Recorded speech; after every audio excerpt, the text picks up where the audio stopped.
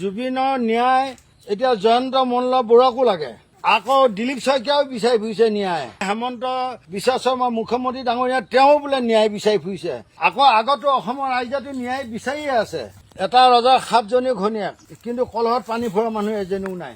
ঠিক তেনেকুৱা হৈছে। এই ন্যায় যে দিব কোনে? ন্যায় দিয়া মানুহটো কোন? ন্যায় দিয়াটো মানুহ এটা লাগিব। এই মংগল গ্ৰহৰ পৰাতো নাহে, চন্দ্ৰৰ পৰাতো নাহে, বা পাতালৰ পৰাতো নাহে। এতিয়া ন্যায় দিয়া যদি কোনো নাই, এতিয়া মই ন্যায় দিম। মই এটা SIT গঠন কৰিম। SITত হ'ব ভিক্টৰ দাস, অখিল গগৈ, লুৰিণ জ্যোতি, এইবিলাকক ল'ম। লৈ পেলাই এটা মই SIT বনাম। SITত সিহঁতক ধৰি আনিব দিম।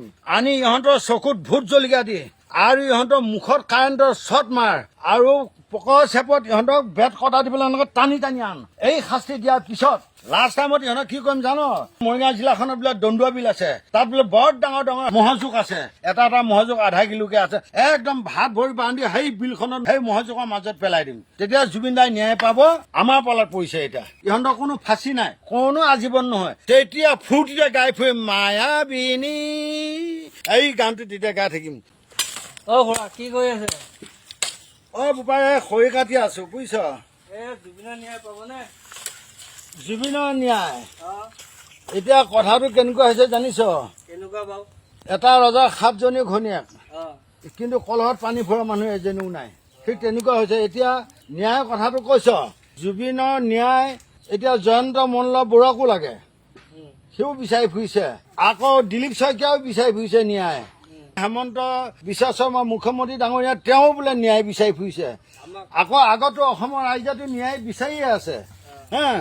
আকৌ অসমৰ ৰাইজৰ পৰা আকৌ ইহঁতে কেনেকে বেলেগ হ'ল, ইহঁতক আকৌ বেলেগকৈ ন্যায় লাগে। এতিয়া ভাবি চাইছো, এই ন্যায় যে দিব কোনে? ন্যায় দিয়া মানুহটো কোন? ন্যায় দিয়াটো মানুহ এটা লাগিব। এই মংগল গ্ৰহৰ পৰাতো নাহে, চন্দ্ৰৰ পৰাতো নাহে, বা পাতালৰ পৰাতো নাহে। এতিয়া ন্যায় দিয়া যদি কোনো নাই, এতিয়া মই ন্যায় দিম। মই কেনেকে ন্যায় দিম? এতিয়া মই এটা SIT গঠন কৰিম। SITত হ'ব ভিক্টৰ দাস, অখিল গগৈ, লুৰিণ জ্যোতি, এইবিলাকক ল'ম। লৈ পেলাই এটা মই SIT বনাম। SITত সিহঁতক ধৰি আনিব দিম। ধৰিব কোনকেইটাক?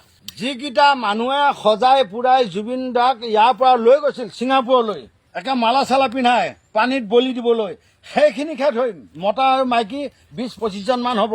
এতিয়াতো মাত্ৰ 4-5জনহে ধৰি আছে। বাকী সবাতো লুকাই আছে। সেইবিলাকৰ নামটো অহাই নাই। আৰু যিখিনি ছিংগাপুৰত পঢ়িবলৈ গৈছে, কিবা বিজনেছ কৰিছে, কিবা ৰেচিডেঞ্চি, সেইবিলাকক কিয় ধৰিম? সেইবিলাকক দৰ্শক, তেওঁলোকেতো চাব আহিছে।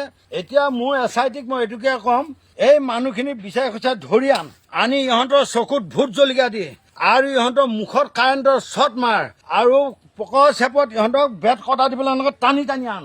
এই শাস্তি দিয়াৰ পিছত ইহঁতৰ কোনো ফাঁচি নাই, কোনো আজীৱন নহয়। লাষ্ট টাইমত ইহঁতক কি কৰিম জানো? এই মৰিগাঁও জিলা এখন আছে, মৰিগাঁও জিলাখনত বোলে দন্দুৱা বিল আছে, তাত বোলে বৰ ডাঙৰ ডাঙৰ মহজোক আছে। এটা এটা মহজোক আধা কিলোকে আছে। একদম ভাত ভৰি বান্ধি সেই বিলখনত সেই মহজোকৰ মাজত পেলাই দিম। তেতিয়া জুবিন দাই ন্যায় পাব। এনেকৈ যদি এইটো ডাল বগৰাই থাকে নহয়, কেতিয়াও ন্যায় নাপায়। এতিয়া এই SIT গঠন কৰাৰ পিছত এনেকুৱাহে কৰিম। আমাৰ পালাত পৰিছে এতিয়া। তেতিয়া ফূৰ্তিতে গাই ফুৰিম মায়াবিনী, তুমি ৰাতিৰ সপোনত, এই গানটো তেতিয়া গাই থাকিম। যোৱা।